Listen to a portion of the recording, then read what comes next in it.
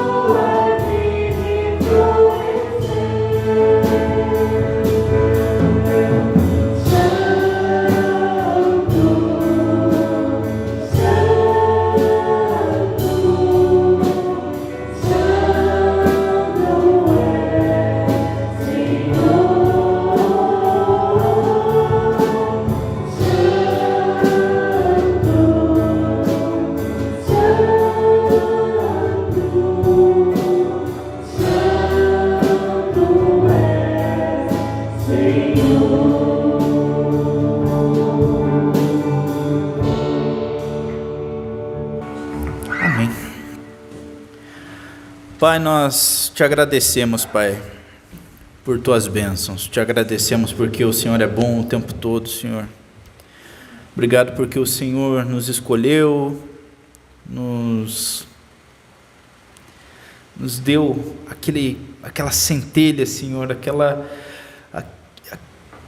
aquilo, Senhor, que é indescritível, é difícil de explicar, é difícil de entender, Senhor, mas é a tua ação, com certeza, Senhor, a tua ação sobrenatural, que nos convence do pecado, da justiça e do juízo, Senhor, o Espírito Santo que nos capacita, Senhor, para entender aquilo que representa, Senhor, o trabalho de Jesus Cristo, teu Filho, Senhor. E essa canção nos lembra, Senhor, de Maria. Minha alma engrandece ao Senhor, cantando, exultando, porque foi visitada pelo Espírito Santo, Senhor, porque foi encontrada plena de graça, para que pudesse ser a mãe do Salvador, Senhor. E nós também, na nossa vida, no nosso cotidiano, nós devemos, Senhor, exaltar de alegria, porque o Senhor nos tocou, porque o Senhor nos salvou.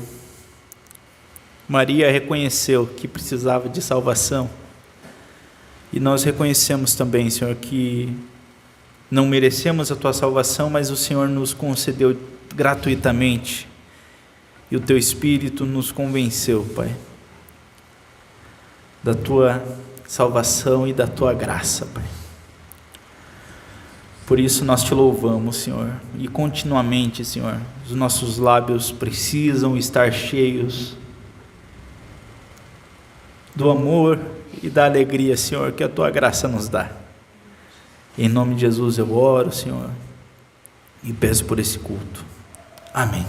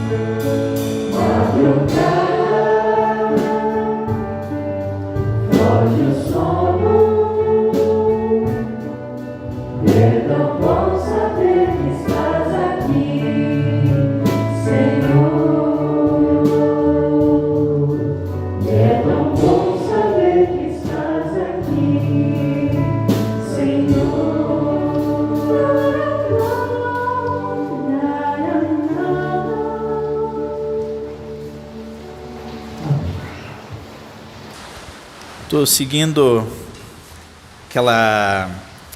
aquele marca-páginas lá, né? Marcando os livros que durante a leitura do ano. Meu ainda tá pobrinho ali, mas eu passei pelo livro de Ruth, né? Pegar o start foi com um livrinho pequeno. Então, peguei o livro de Ruth e cantando essas músicas aqui, algumas conversas que eu tive pouco antes do culto aqui sobre ministério feminino e certos assuntos.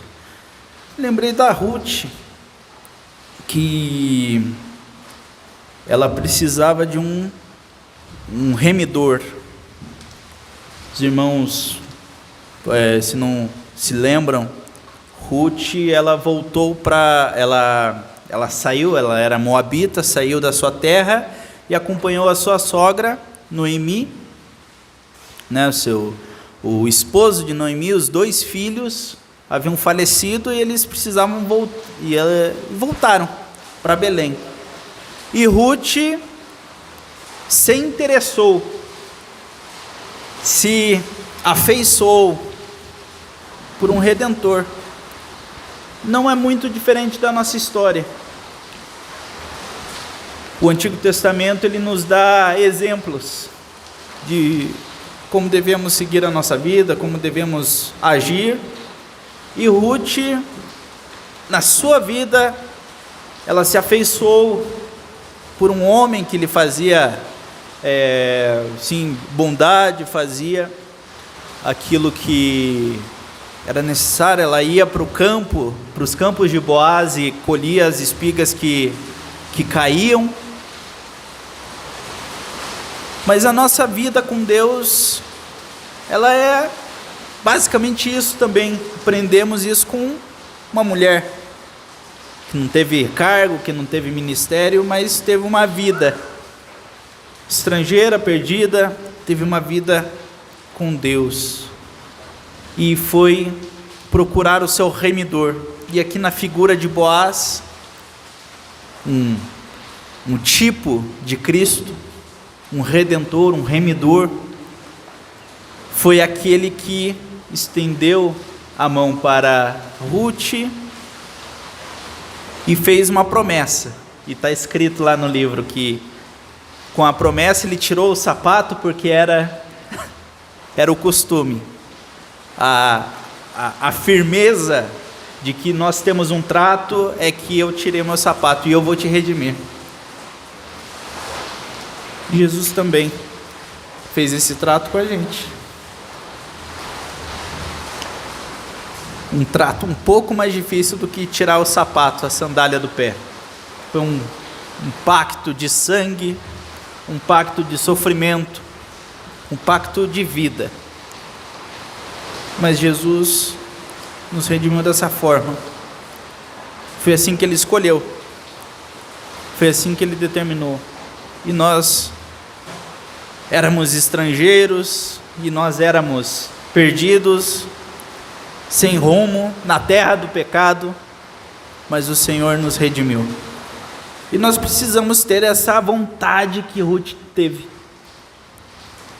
de estar na casa, de estar na presença, de estar aos pés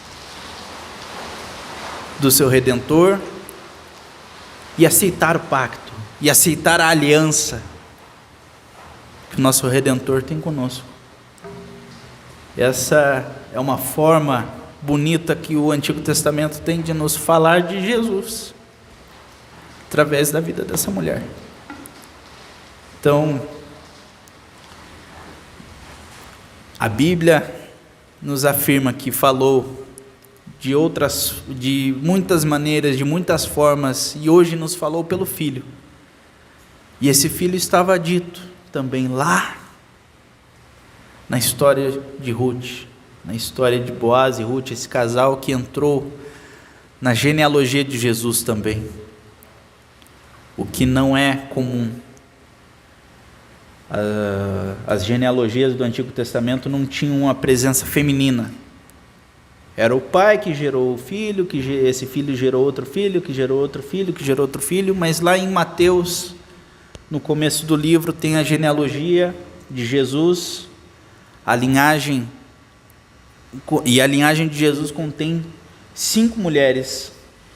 Maria, que identificou que precisava de um Salvador, e que o seu Salvador era o seu filho. Ruth estava lá. Batseba, que cometeu um pecado terrível junto com Davi. Tamar, e Raabe. Mulheres que nos ensinam a ter essa vida com Deus, de que precisamos de Salvador e de que precisamos da bondade de Deus na nossa vida.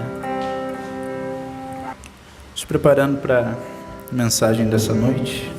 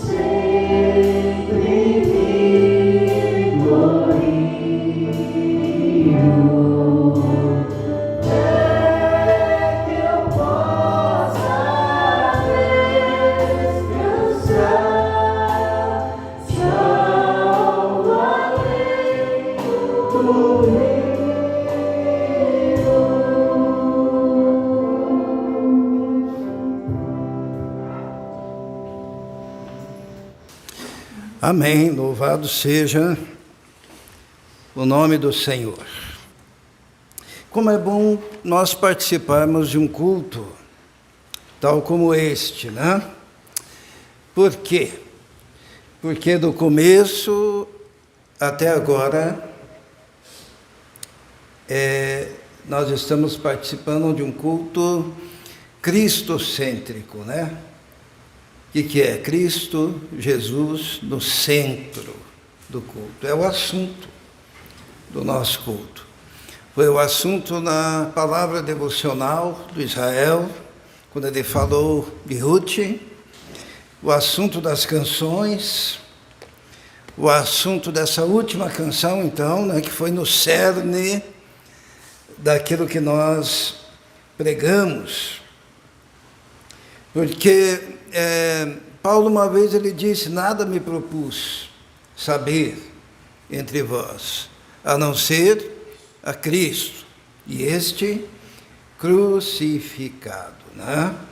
É a mensagem do Evangelho. A mensagem do Evangelho é Jesus Cristo, que morreu e ressuscitou, que veio para nos salvar, que nos dá uma vida nova, uma vida diferente, marcadamente diferente. E essa é a mensagem que nós devemos proclamar também por onde formos. Em cada lugar que a gente vai ministrar, Deus coloca uma palavra diferente. Não é sempre a mesma palavra, porque a gente olha o exterior, mas Deus olha o interior, a necessidade do lugar, né? O pregador que prega a mesma pregação para grupos que são extremamente diferentes uns dos outros, ele acha que então é só falar, né? Mas não, existem diferenças, e nós vamos ver isso hoje. Aqui na igreja temos o privilégio de podermos falar, de podermos dar carne, né? Substância para os irmãos. Eu convido então os irmãos que abram as suas Bíblias em Judas, que é um livro que fica antes de Apocalipse, né? Tem Judas e logo em seguida tem Apocalipse. E é um livro que só tem um capítulo, né? Então já lá no comecinho nós vamos ler, lembrando que Judas não é o Judas Iscariotes, né? Judas, ele é irmão do nosso Senhor e Salvador Jesus Cristo, irmão na carne, filho da Maria e do José, né? Assim como Jesus tinha outros irmãos, um deles é Tiago, que escreveu também uma carta muito bonita, né? Quando nós lemos nas epístolas gerais, também é irmão do nosso Senhor e Salvador Jesus Cristo na carne, né? Porque Jesus tinha muitos irmãos e irmãs, conforme atesta os evangelhos, né? Nós vamos nos colocar em pé, então, para a leitura da palavra de Deus, e eu peço aos irmãos que mantenham as suas Bíblias abertas no livro de Judas, logo após a leitura. Vamos ler? Diz assim: Judas, servo de Jesus Cristo, irmão de Tiago, aos chamados, queridos em Deus Pai e conservados por Jesus Cristo, misericórdia, a paz e o amor vos sejam multiplicados. Amados, procurando eu escrever-vos com toda diligência acerca da comum salvação, tive por necessidade escrever-vos e exortar-vos a batalhar pela fé que de uma vez foi dada aos santos. Porque se introduziram alguns que já antes estavam escritos para este mesmo juízo, homens ímpios, que convertem em dissolução a graça de Deus e negam Deus, único dominador e Senhor nosso, Jesus Cristo. Até aqui, vamos orar. Senhor, carecemos agora da ação, da unção, da manifestação do Teu Espírito Santo em nós, para que possamos tanto falar quanto ouvir a Tua voz. Pedimos que o Teu Espírito Santo nos envolva nesse momento, que a Tua palavra entre, Senhor, na mente, no coração, que nenhuma distração nos leve, Senhor, através dos nossos pensamentos, a outros lugares que não seja aquilo que o Senhor quer falar conosco. Nós nos colocamos nas Tuas mãos, te pedimos humildemente, em nome de Jesus. Amém. Os irmãos podem se assentar. Judas, ele já não se exalta, né? Ele já começa dizendo, Judas, servo. De quem? De Jesus Cristo. Ele está escrevendo, ele poderia dizer, aqui é Judas, o irmão do Senhor Jesus. Né? Não, ele fala, servo do nosso Senhor Jesus Cristo e irmão do Tiago. Olha como que ele se apresenta. E ele se dirige àqueles que são chamados, queridos e conservados pelo Senhor. Né? E ele vai escrever uma carta, então, a estes irmãos e, por inferência, também a nós. E ele fala algo interessante que nós falamos aqui no começo do culto. Porque no versículo 4, ou melhor, no versículo 3, ele diz, amados, procurando eu escrever-vos com toda diligência acerca da salvação que nos é comum. Tive por necessidade escrever-vos e exortar-vos a batalhar pela fé. Os irmãos estão entendendo? Ele tinha uma vontade. Qual que era a vontade dele? Falar de uma doutrina bíblica, soteriologia. Falar sobre salvação. Né? Mas ele disse, olha, mas, porém, tive por necessidade tratar de outro assunto. Qual assunto? Apologética cristã. Né? Parece os nomes complicados, né? Soteriologia é a doutrina da salvação, e apologética se refere à defesa da fé. Ele diz, queria falar de salvação, que é o tema central da Bíblia, Jesus, mas é necessário eu vos exortar a batalhar em defesa da fé. Apologética cristã. E ele diz o motivo, no versículo 4, porque se introduziram alguns que já antes estavam escritos para este mesmo juízo, homens ímpios, que fazem o que com a igreja? Eles convertem em dissolução a graça de Deus e negam a Deus, único dominador, Senhor nosso, Jesus Cristo.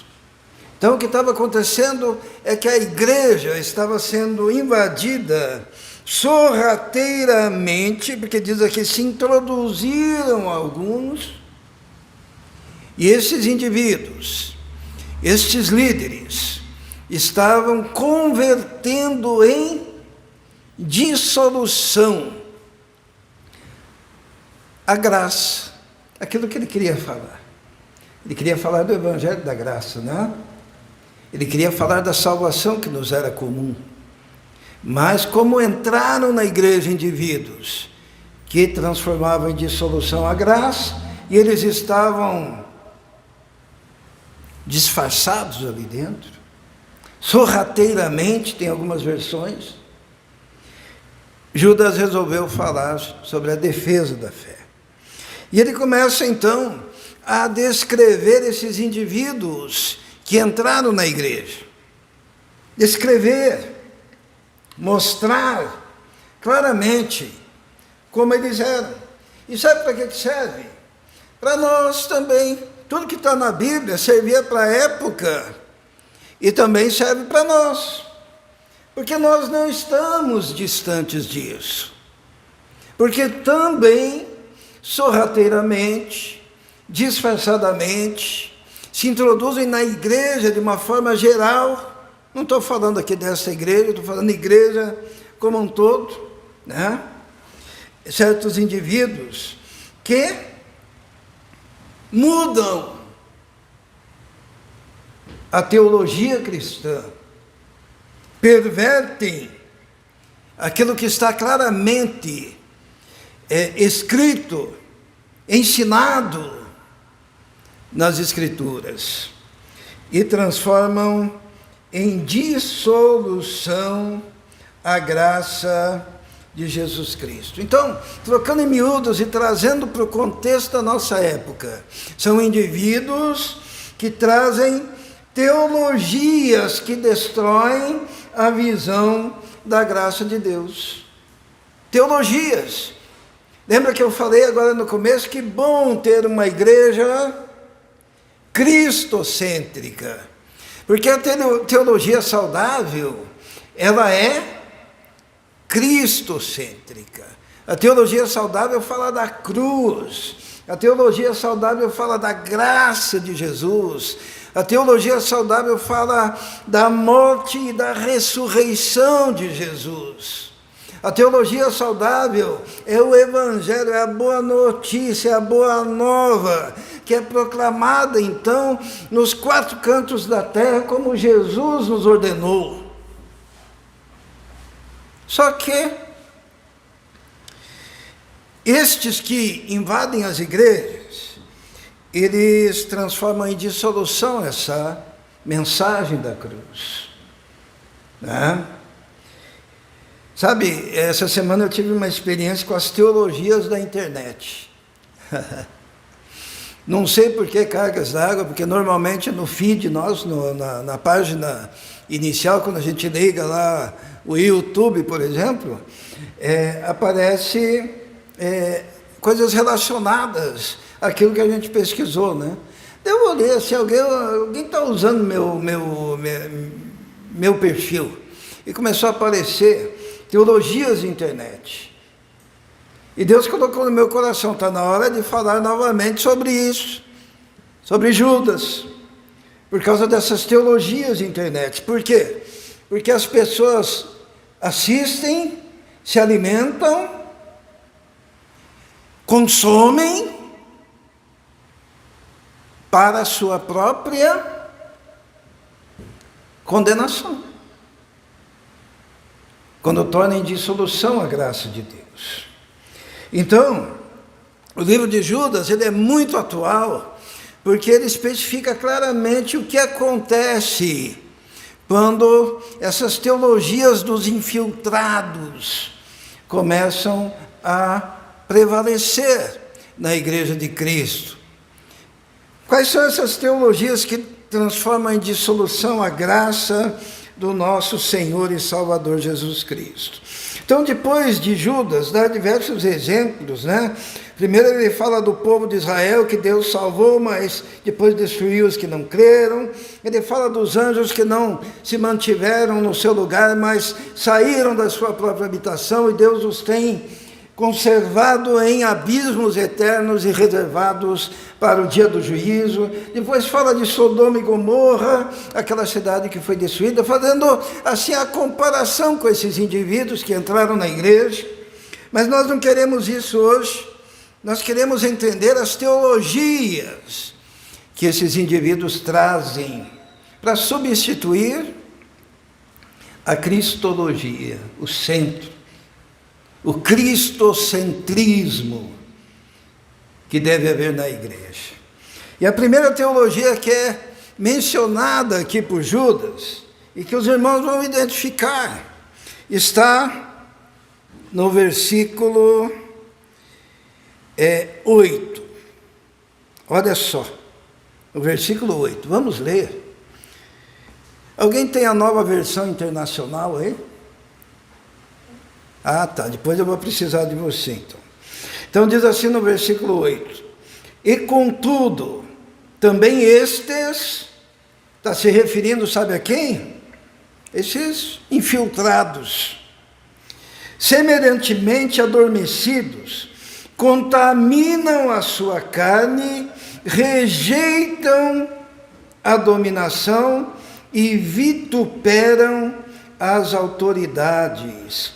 Mas o arcanjo Miguel, quando contendia com o diabo e disputava a respeito do corpo de Moisés, não ousou pronunciar juízo de maldição contra ele, mas disse: o Senhor te repreenda. Estes, porém, dizem mal do que não sabem, e naquilo que naturalmente conhecem, como animais irracionais, se corrompem.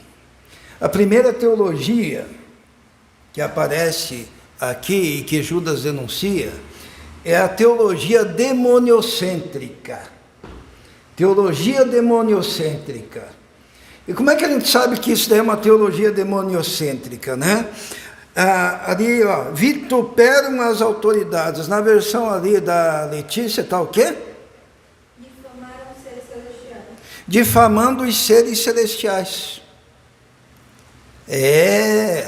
Mas e o exemplo que vem logo em seguida? Miguel, o arcanjo, quando contendia com o diabo e disputava a respeito do corpo de Moisés, não ousou pronunciar juízo de maldição contra ele, mas disse: o Senhor te repreenda. O que é uma teologia demoniocêntrica? É uma teologia que coloca no centro da pregação não o evangelho, mas os demônios, mas os principados, as potestades, mas a batalha espiritual, a guerra espiritual, os demônios que gostam de determinadas cores. Agora, estes homens, eles faziam justamente isso. O que eles faziam? Eles vituperavam as autoridades. Como é que está na sua versão? Difamavam os seres celestiais. Quando se fala de seres celestiais, está se referindo aos anjos. Anjos de Deus, anjos caídos. E como que a gente pode difamar os seres celestiais? Quando a gente começa a inventar coisas que a Bíblia não diz a respeito do mundo espiritual. Ali no versículo 10 diz assim: estes, porém, dizem mal do que não sabem. Como é que está a sua tradução, Letícia? Esses tais difamam tudo o que não entendem. Estes tais difamam tudo que não entendem. Sabe? E ainda diz mais, olha: e naquilo que naturalmente conhecem, como animais irracionais se corrompem. Essa teologia pregada, demoniocêntrica, é aquela que dá o endereço, dá o CPF do demônio, diz do que ele gosta, do que ele não gosta, que ele se manifesta vindo como barata, que ele possui gatos e cachorros, né? Que ele... daí tem todas aquelas coisas que eles colocam no meio, né? Que é o tal do misticismo religioso, porque se manifesta uma pombagira, se manifesta um preto velho, se manifesta um Zé Pilintra, se manifesta... E aí vai... E no meio evangélico começam a dizer: olha, os pastores pregando, a gente tem um pastor macumbeiro lá no Bom Retiro, que ele só fala disso, né? O que o demônio gosta, o que não gosta, o que ele faz, o que ele não faz, é demônios regionais, é demônios territoriais, é maldição hereditária, porque um antepassado fez um pacto com o demônio, ou entregou não sei quem lá para o demônio, e é demônio, é demônio, é demônio, é demônio, é demônio, e a pregação fica demoniocêntrica. O arcanjo Miguel, na hierarquia dos anjos, né? Arcanjo, ele diz a palavra que ele não ousou ficar pronunciando o quê? Juízo de maldição. Mas ele fez o quê? O Senhor. Quem? Quem que é o Senhor? Jesus. O Senhor te repreenda. É assim que a gente trata com demônios. Os demônios existem, é fato. Mas nós repreendemos em nome de Jesus e a gente não precisa ficar conversando com o demônio. Quando os demônios chegavam para Jesus, queriam conversar, o que Jesus mandava fazer? Cala-te e sai dele. Não tinha brincadeira com o demônio. Não tinha entrevista com o demônio. Teologias demoniocêntricas tiram o foco de Jesus e colocam nos demônios. E daí eles usam aquele texto lá de Efésios, no capítulo 6, que diz assim: não é contra carne e sangue que havemos de lutar, mas contra principados, potestades, dominadores desse mundo tenebroso, contra as hostes espirituais da iniquidade nas regiões celestes. Só que não lê o resto. Portanto, o que quero fazer? Tomar toda a armadura de Deus. Qual que é a armadura de Deus? Capacete da salvação, certo? Couraça da justiça, que vai aqui. Os lombos, costa aqui, ó, cingidos os lombos com a verdade, calçados os pés na preparação do evangelho da paz, usando a espada do Espírito, o escudo da fé, com o qual vocês podem apagar todos os dardos inflamados do maligno. Paulo fala isso, e depois o que ele diz?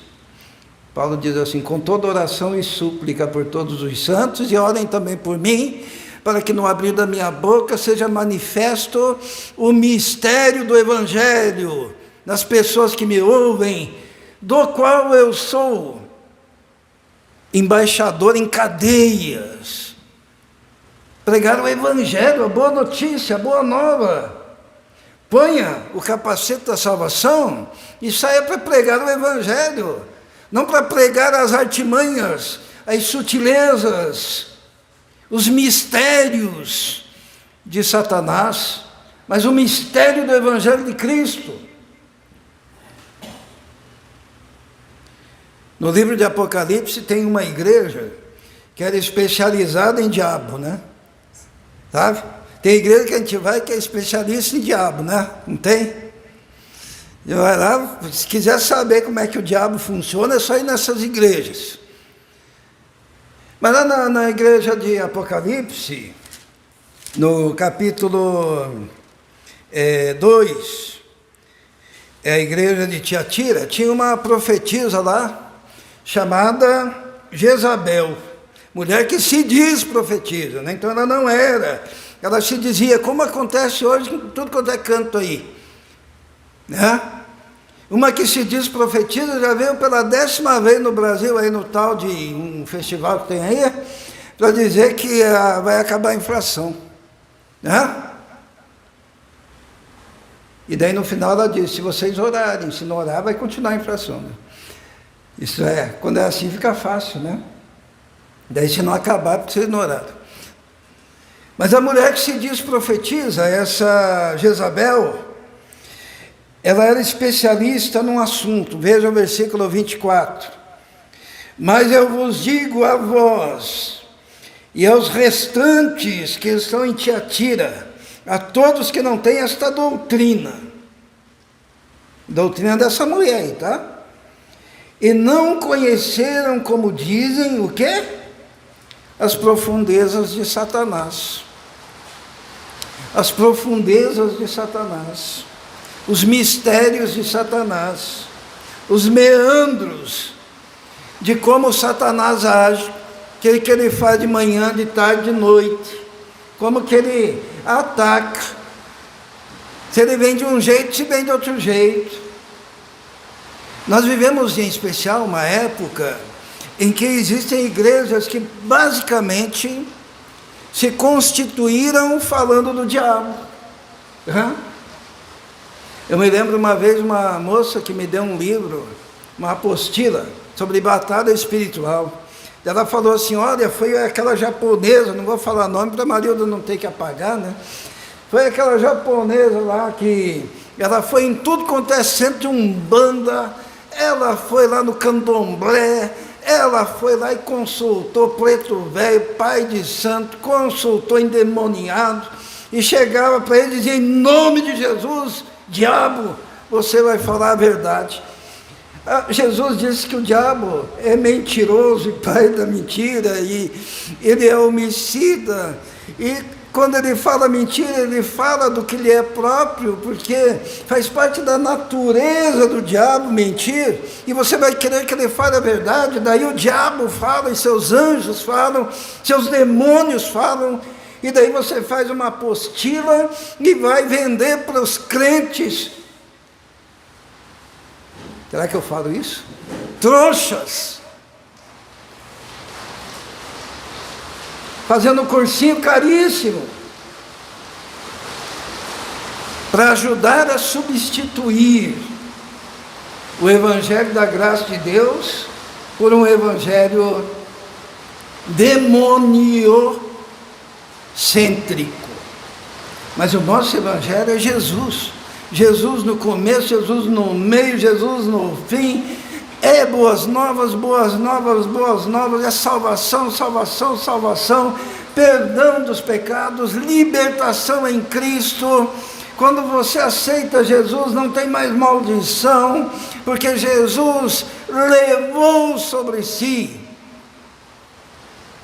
todos os nossos pecados, toda a maldição, nos fez criatura, e se alguém está em Cristo, nova criatura é.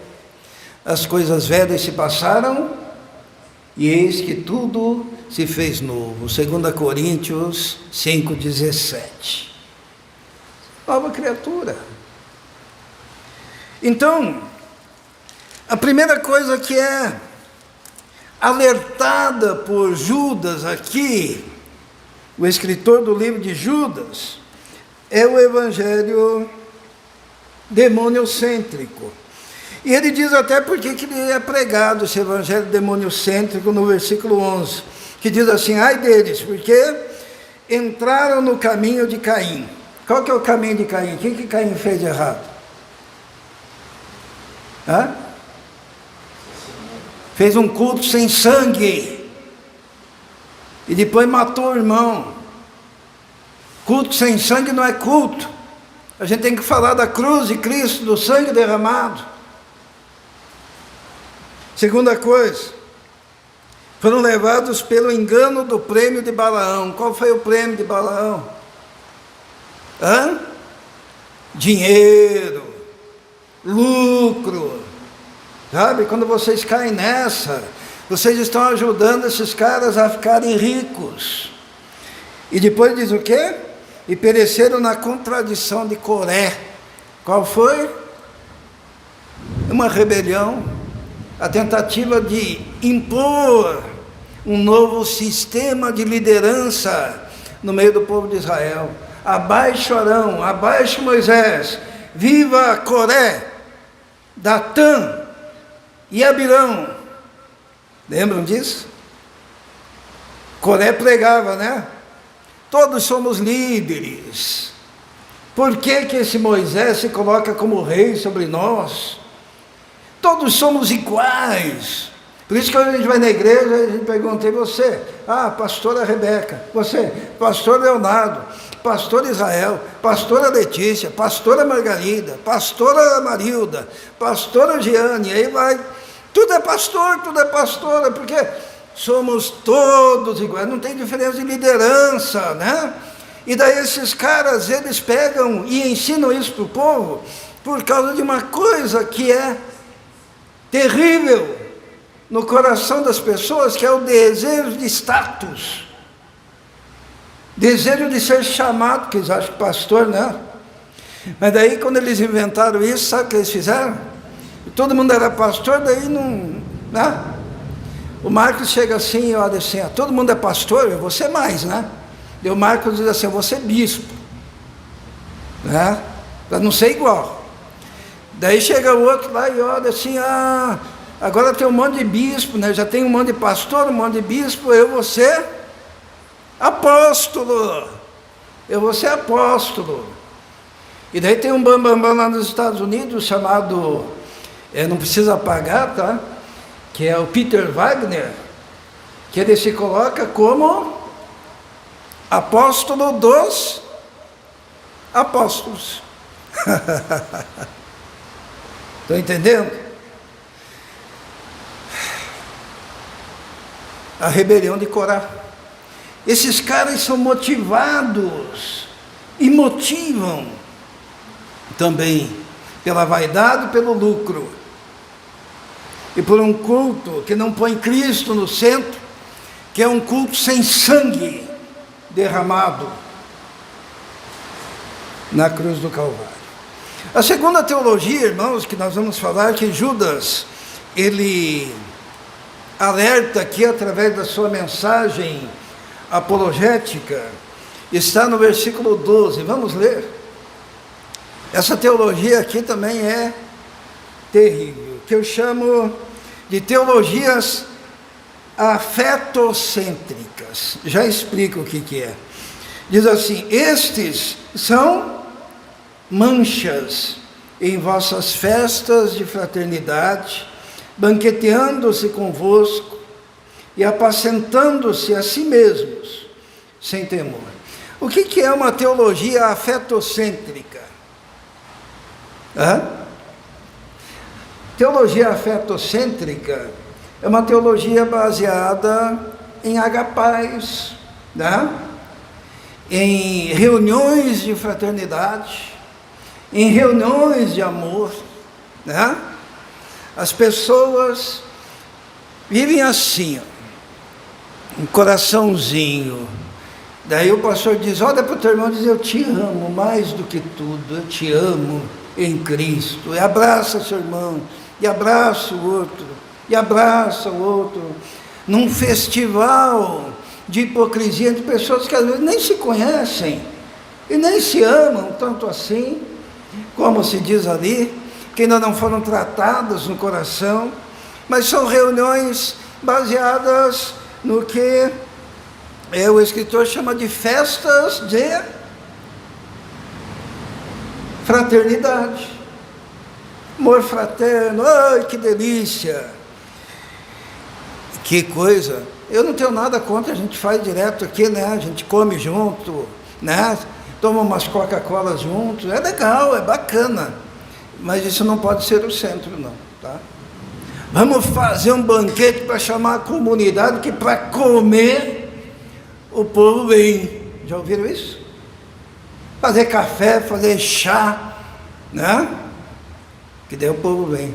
As festas de fraternidade, onde não pregue sobre pecado, porque eles vão se escandalizar. Não fale sobre outro assunto, porque não dá bem. Vamos fazer uma pesquisa aqui de mercado para ver o que o povo quer ouvir. E a gente faz um chazinho com bolacha, panetone. Nada contra o chazinho, tá? Mas o chazinho não pode ser o centro. Olha, se o evangelho não for suficiente para atrair alguém, não é biscoito que vai atrair ninguém para a salvação, tá? Isso é um engano. E Jesus permitiu então que Judas deixasse esse texto inspirado no Espírito Santo, ou não é inspirado? Inspirado no Espírito Santo, dizendo que esses são manchas em vossas festas de fraternidade.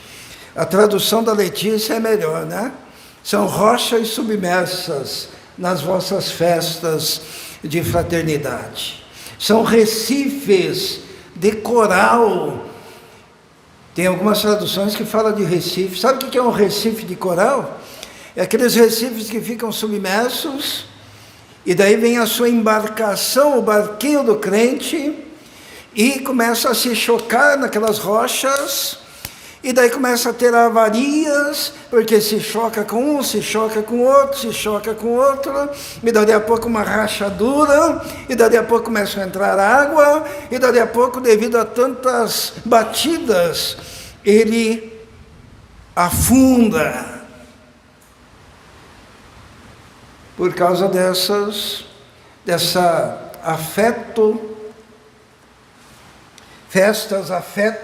teologias afetocêntricas, né? Do afeto, né? Do carinho, né? Vamos fazer a festinha dos casais, né? Renovação de votos matrimoniais, né? Vamos fazer a festa não sei de que lá, vamos fazer a festa de outra coisa. E daí, para a gente não esquecer que somos igreja, a gente até menciona lá de vez em quando Jesus, mas o assunto principal é esse amorzinho fácil.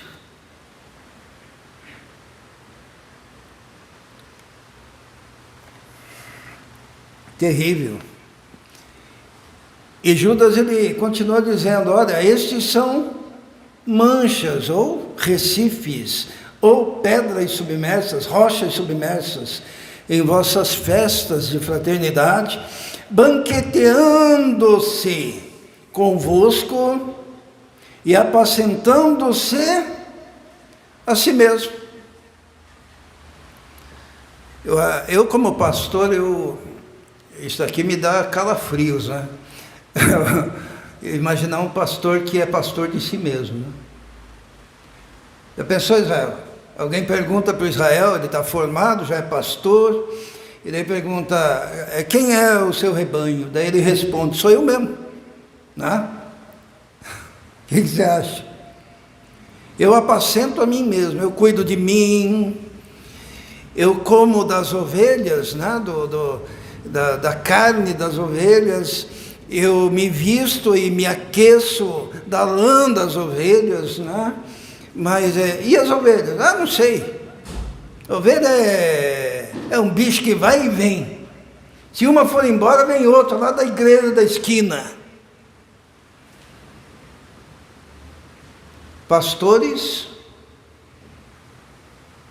que se apacentam a si mesmos, são egoístas, não se importam com as ovelhas.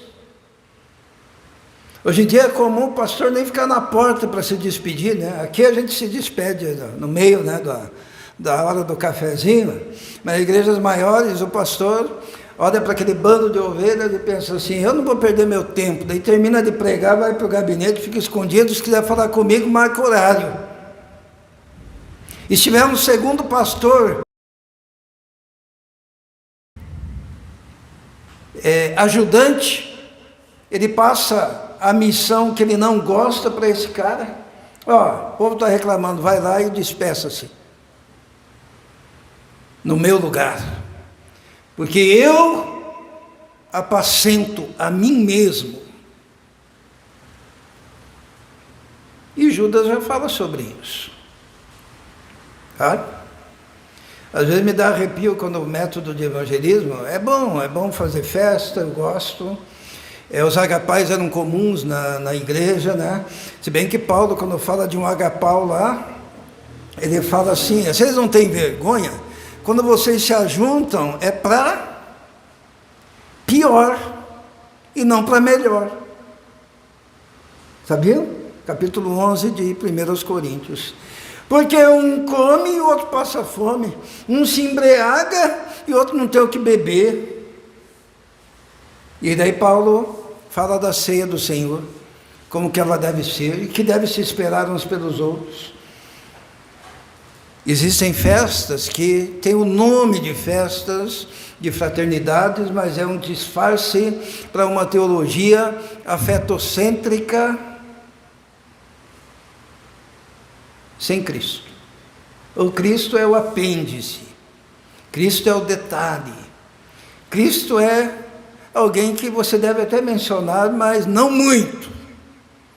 Porque você está atraindo, não com o Evangelho, mas atraindo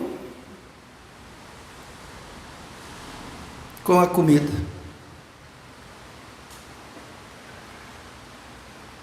O Israel uma vez bateu no púlpito lá, numa igreja que ele estava pregando, e disse: eles dizem que os cretenses são glutões e comilões, e isso é verdade. É fácil transformar uma igreja em igreja de glutões e comilões. Quando você tira Cristo e coloca um evangelho afetocêntrico. Os irmãos entenderam, né? Que a gente gosta das nossas... Mas por quê? Porque nós pregamos Jesus Cristo de manhã, de tarde, de noite, nos louvores, nos testemunhos. Toda a pregação é pregação de verdade, não é conversa fiada para boi dormir.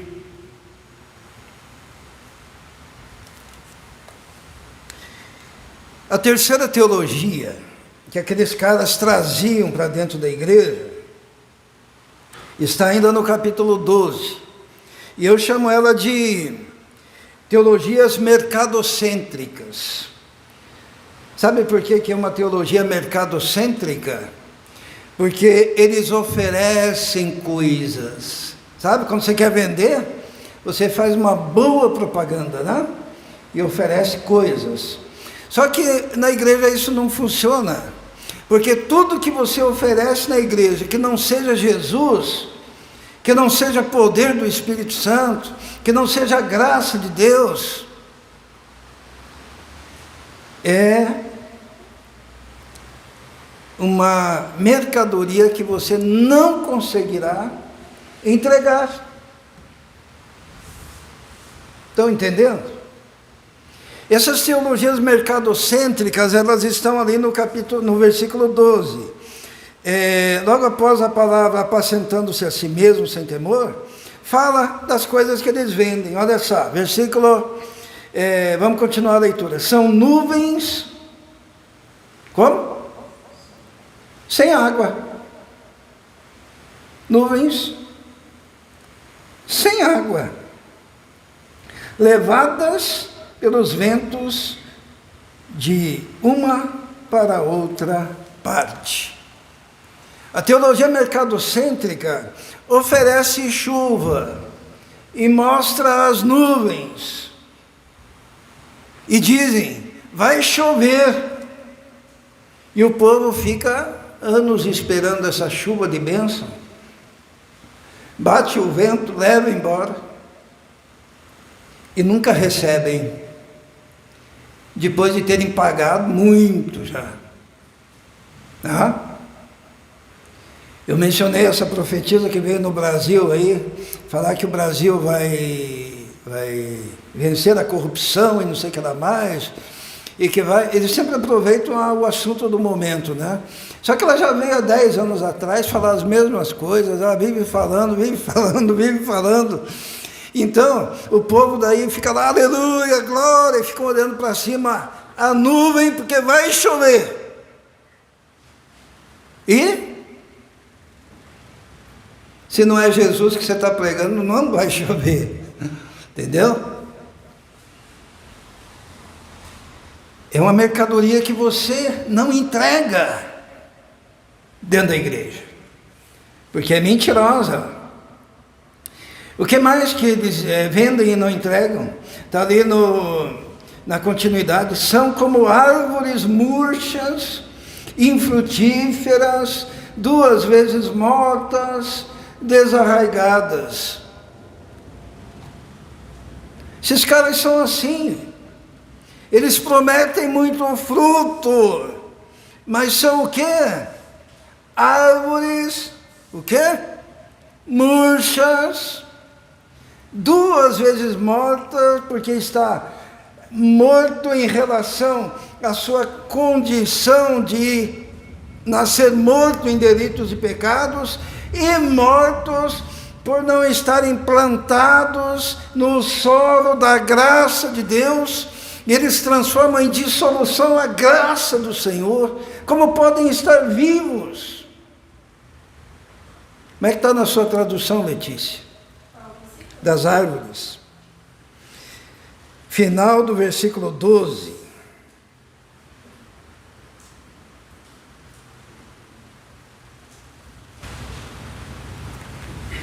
São nuvens sem água, impelidas pelo vento, árvores de outono sem frutos, 2 vezes mortas, arrancadas pela raiz.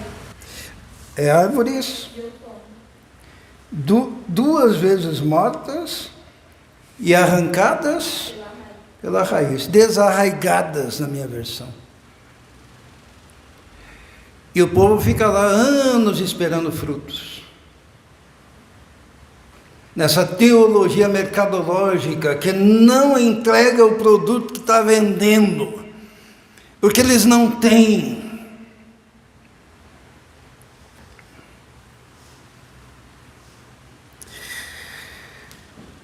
Outra teologia que esses falsos que entraram na igreja para perverter a doutrina da salvação e transformar em libertinagem a graça de Cristo, eu chamo de teologias de impacto e brilho. Nós vamos ler ali no versículo 13. Tá?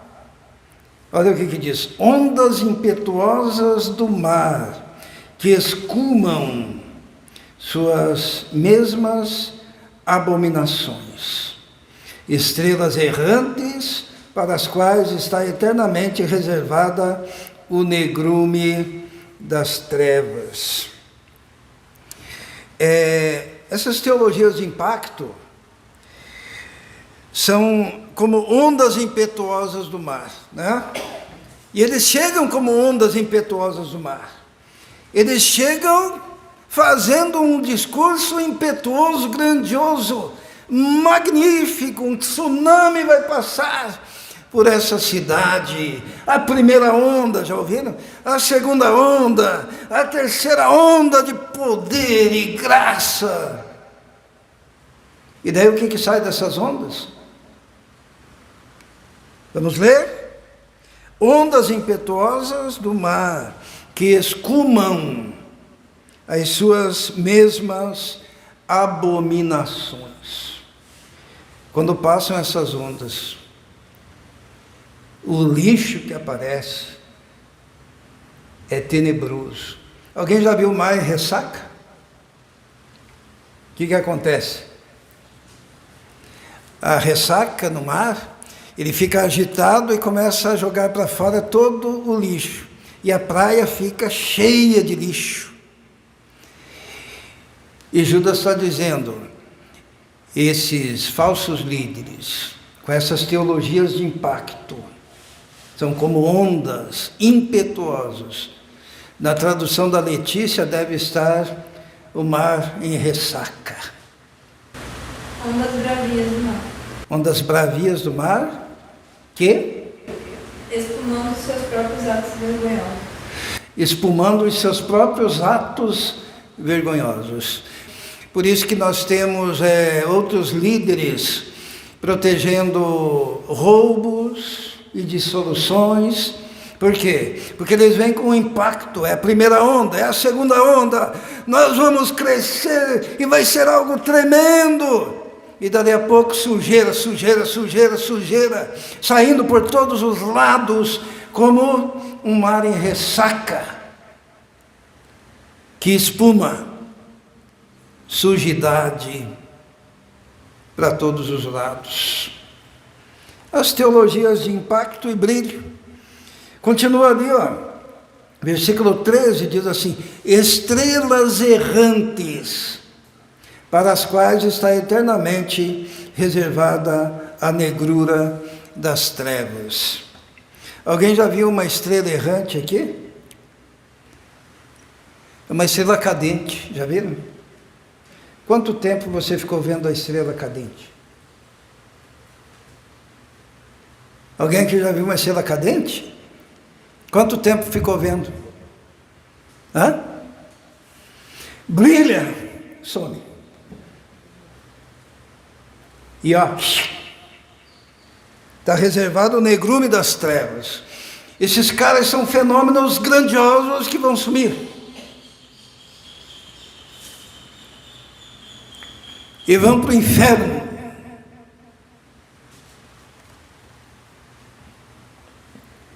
E o exemplo disso está na conclusão que Judas faz no versículo seguinte.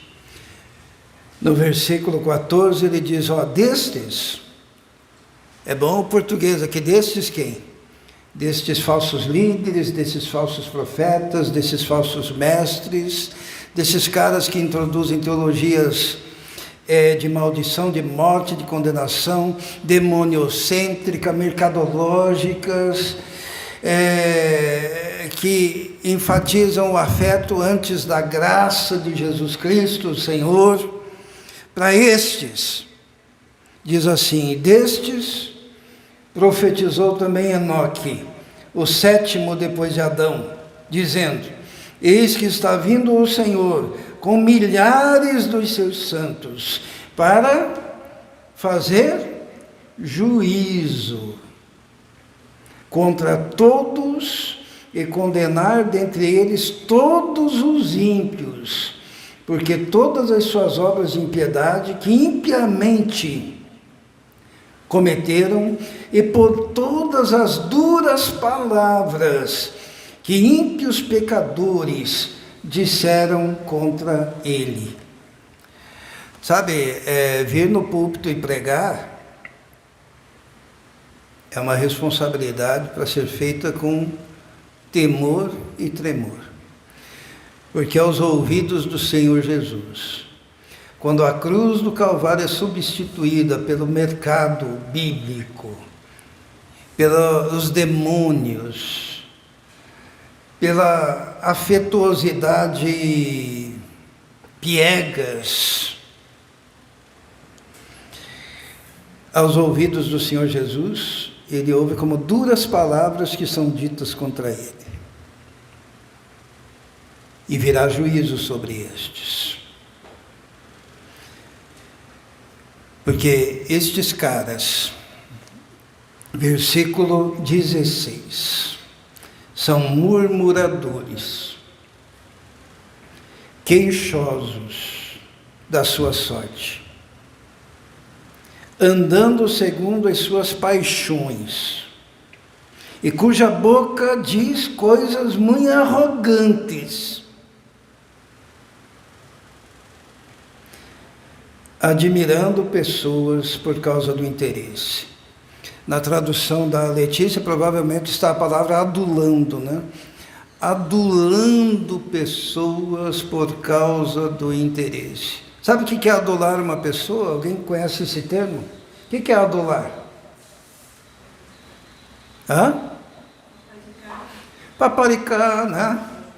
Ah, não vou nessa igreja, porque esse pastor aí não me paparica, não me adula. Adular é ficar falando, ó, não te alerto sobre nada dos teus pecados, mas eu falo que você é bom, você é o melhor, você é grande, você é poderoso, você vai conseguir coisa, as nuvens estão cheias de bênção para derramar sobre você, né?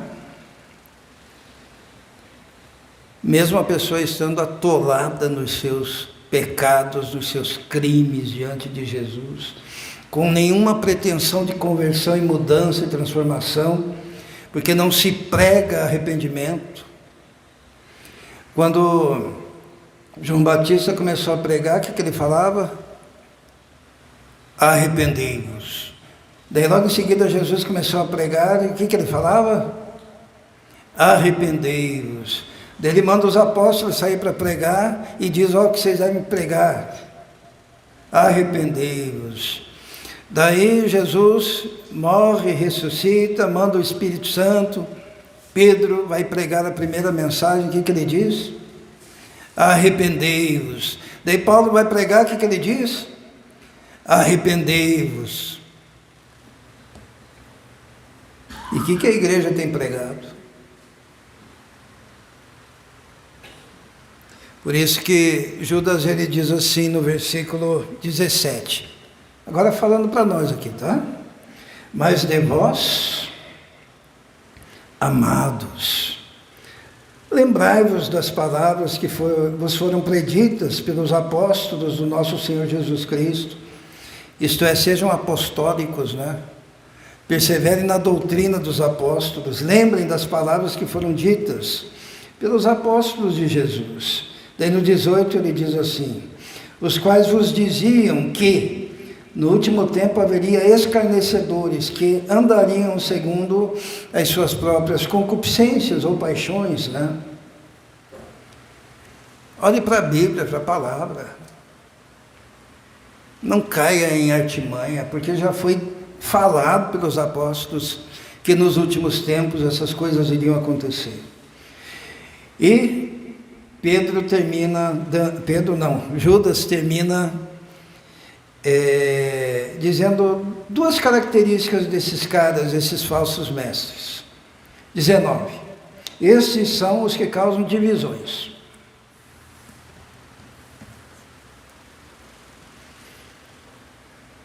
O pessoal pergunta assim, por que tem tanta divisão, né? Bom, já está a resposta aqui. Estes são os que causam divisões e são sensuais. A palavra sensual, às vezes a gente sempre entende com conotação sexual, né? Mas não é só isso. Sensual é aquele que apela para os sentidos, tá? Sentidos físicos. Porque os irmãos sabem que nós temos sentidos, né? Quais são os nossos sentidos? Tato, visão, paladar, olfato, né? Eles apelam para o corpo. Entra também as pulsões sexuais, sem dúvida. Mas quando diz que são sensuais, eles apelam para isso. Por isso que o culto deles não pode ser que nem agora nós estamos fazendo, que é usar a cabeça. Tem que pular, tem que gritar, tem que chorar, tem que se emocionar. Tem que ter musiquinha no fundo. Enquanto está falando, está lá o guitarrista. Não. Quando você fala mais forte, ele altera o barulho da guitarra. Quando você fala mais fraco, ele diminui. Ou no teclado. Por quê? Porque é um modelo sensual da prédica, da pregação, do encontro cultico. E mais uma coisa que eles não têm o quê? Eles não têm o Espírito. Quem não tem o Espírito precisa da musiquinha de fundo. Quem não tem o Espírito... Sabe, você pode repetir as palavras de um grande pregador. Tá? Decora e repita. Já fizeram isso. Tem uma pregação do Jonathan Edwards, que ele pregava, né? O pecador nas mãos de um Deus irado. Daí um seminarista decorou palavra por palavra, foi pregar. Quando o Jonathan Edwards pregava, o povo estava chorando, clamando, uns caíam no chão. Quando o seminarista foi pregar, o povo estava dormindo, roncando, não aguentava mais ouvir aquilo. Qual a diferença? É que a palavra é um recipiente. Se o Espírito Santo não avivar a palavra, serve de nada. E outra coisa, daí você vai precisar apelar para a sensualidade, né? Isso é para os sentidos. Vai ter que ter uma batida na bateria que simule as batidas do coração, né? Tum, tum, tum, tum, tum, tum, tum, tum, vai aumentando. E daí eu aumento o volume, eu aumento o meu jeito. Sensuais. Não tem o Espírito. Mas vós, amados, versículo 20, edificando-vos a vós mesmos sobre a vossa santíssima fé, orando no Espírito Santo, conservai a vós mesmos no amor de Deus, esperando a misericórdia do nosso Senhor Jesus Cristo para a vida eterna. E apiedai-vos de alguns que estão duvidosos. Olha o coração pastoral de Judas, né? Ele dá essa bordoada, e daí ele sabe que muitos vão criticar essa mensagem, ele sabe que muitos estão apaixonados pelo erro, apaixonados pelas teologias demoniocêntricas, mercadológicas, afetocêntricas. Daí ele diz: apiedai-vos de alguns que estão duvidosos e salvai alguns, arrebatando-os do fogo. Tende deles misericórdia com temor, aborrecendo até a roupa manchada da carne. Sabe o que é misericórdia com temor? Os irmãos se lembram daquela época que tinha uma doença terrível, que não tinha cura, que eu não vou falar o nome, e que na década de 80, né? E todo mundo tinha medo de alguém que tivesse aquela enfermidade, e era transmitida pelo sangue, né? Contaminado. E os acidentes nas rodovias continuavam, e daí tinha o pessoal lá das ambulâncias do SEAT, né? Que precisavam socorrer, mas eles estariam correndo um certo risco e tinham medo, e havia muita ignorância a respeito dessa enfermidade. Daí havia um procedimento, Rebeca. Atenda, porém, coloque 2 luvas.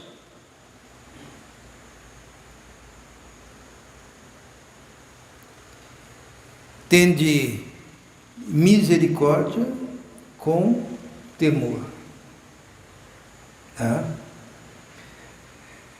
Judas, ele diz assim: olha, tem gente que tem dúvida, que está já fisgada. Sobre estes, arrebate-os do fogo.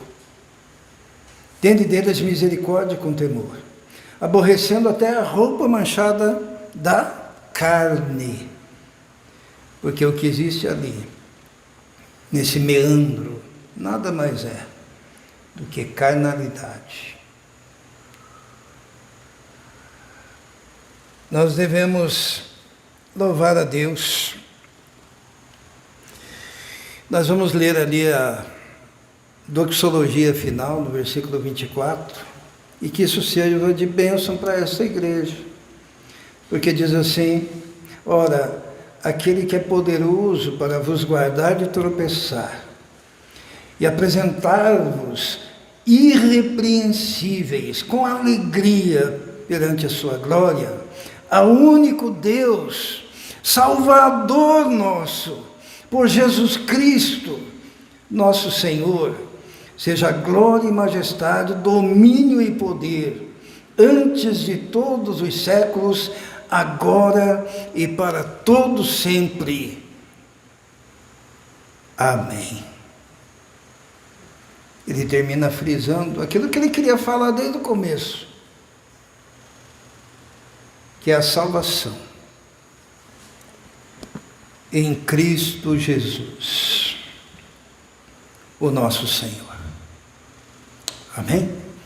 Vamos orar. Senhor, te louvamos, ó Deus, porque o Senhor mesmo deixou para nós este livro, para que nós pudéssemos ser prudentes, cuidadosos, para que nós pudéssemos nos lembrar sempre daquilo que é essencial, do que é verdadeiro, para que nós não fôssemos enredados por ventos doutrinários, ó Deus, para que nós fôssemos maduros na fé, Nós te louvamos por isso e pedimos, ó Deus, que essa palavra difícil possa encontrar guarida, ó Deus, em cada coração. Nós te pedimos isso, nos submetemos a Ti e reconhecemos que o Senhor é o nosso único e grande Salvador, único mediador entre Deus e os homens. Nos submetemos a Ti, em nome de Jesus. Amém.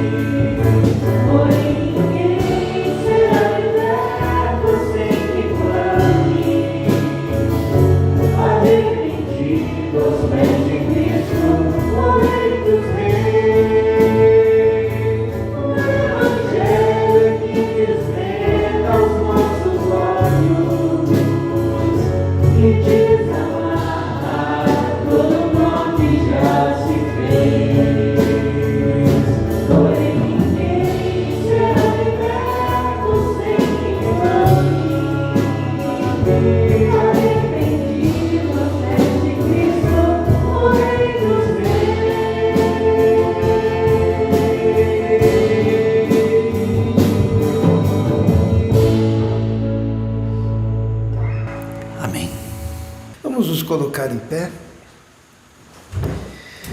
Senhor, muito obrigado por este culto, obrigado pelo livro de Judas, que a gente teve a oportunidade de olhar para ele.